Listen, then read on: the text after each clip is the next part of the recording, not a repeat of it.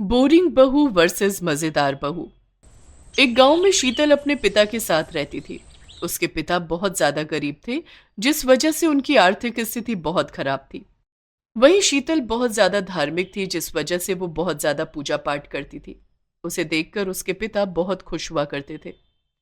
एक दिन की बात है, शीतल मंदिर जा रही होती है, तभी रास्ते में उसे सुरेश मिलता है। सुरेश सेठ रामचंद्र का बेटा था। जब उसने शीतल को देखा तो उससे कहा, कहाँ जा रही हो? मंदिर जा रही हूँ, आप बताइए। वैसे तुम देखने में बहुत सुंदर हो।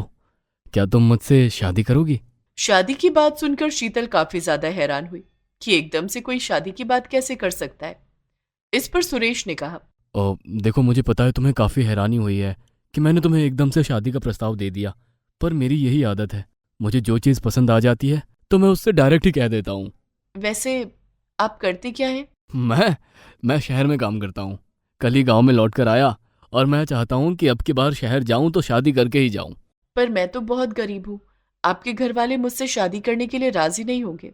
और तुम उसकी चिंता मत करो। पर आपको मेरे पिताजी से भी तो रजामंदी लेनी होगी ना। हाँ हाँ, क्यों नहीं। और इसके बाद वो दोनों शीतल के घर आ गए। घर आने के बाद शीतल ने अपने पिता रामू से कहा, पिताजी देखिए कौन आया है। रामू ने जब सुरेश को देखा तो उससे, अरे, तुम तो सेठ रामचंद्र के बेटे हो ना? हाँ हाँ, आपने बिल्कुल ठीक समझा। पर बेटा, तुम्हारा यहाँ कैसे आना हुआ? मुझे आपकी बेटी बहुत पसंद है और मैं आपकी बेटी से शादी करना चाहता हूँ। क्या तुम सच कह रहे हो? पर मैं तो बहुत गरीब हूँ, मेरे पास दहेज नहीं है। मैं दहेज नहीं मांग रहा हूँ, मैं आपकी बेटी मांग रहा हूँ बस। ये सुनकर रामू बहुत ज्यादा खुश हो जाता है और इसके बाद वो उनकी शादी कर देता है।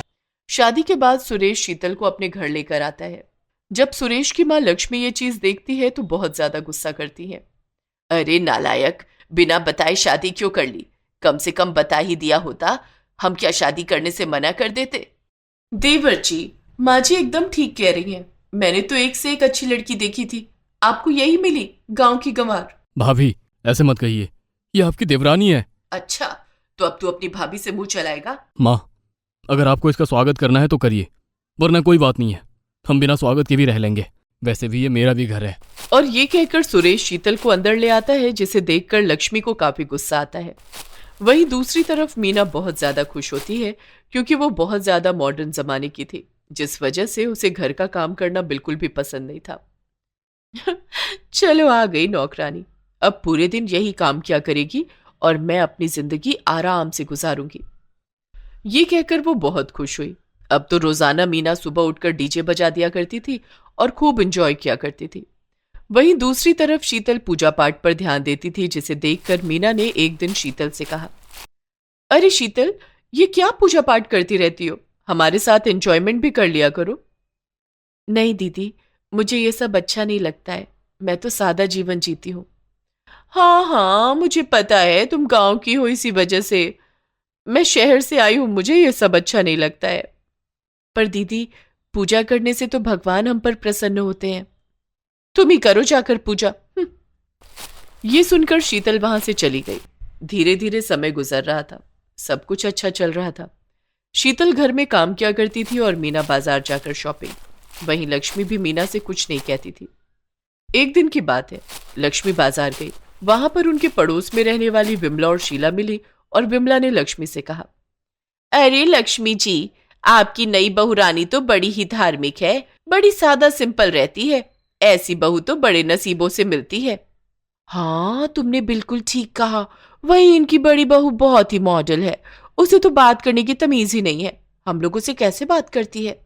अरे वो दोनों बच्चियां ही हैं, इसी वजह से।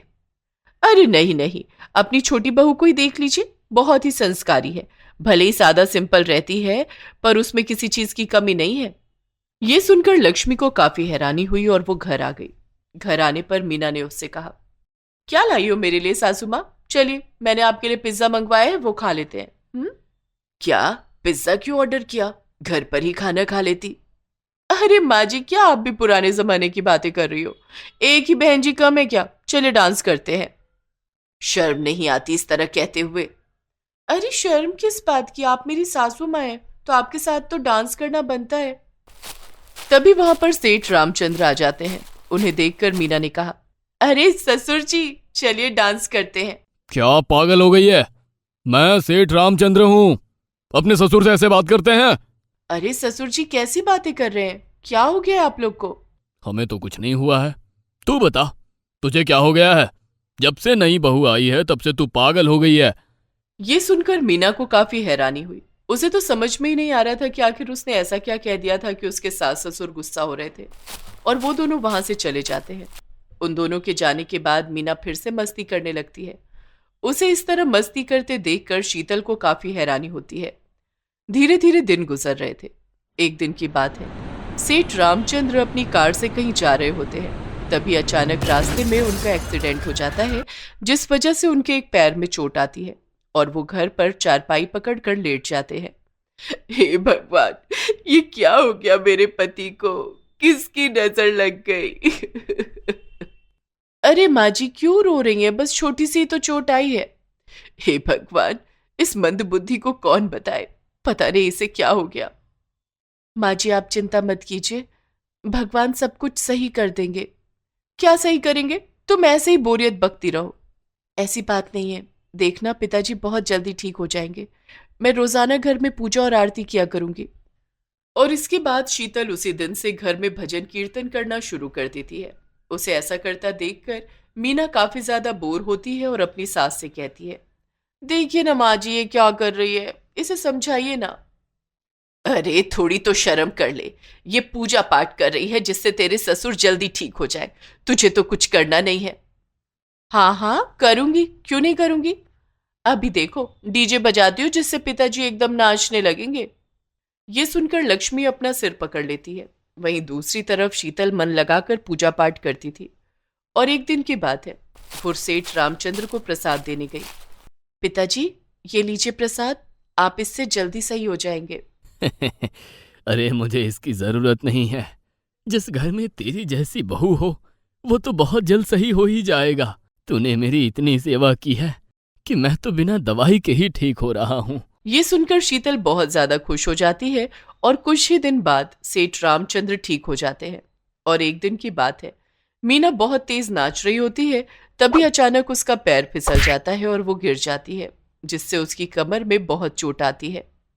हाय राम, मर गई, जल्दी से कोई उठाओ आकर। शीतल भागकर आती है और मीना को उठाती है। इसके बाद डॉक्टर जब मीना को देखते हैं तो उसे बेड रेस्ट के लिए कहते हैं, जिस पर लक्ष्मी ने मीना से कहा, और कर ले डांस, और करना है डांस, जब देखो तब डांस करना और फालतू की बात, अब पड़ी रहना खटिया पर। यह सुनकर मीना को काफी दुख होता है, पर शीतल उससे कहती है, आप चिंता मत कीजिए दीदी, आप जल्दी ठीक हो जाएंगी।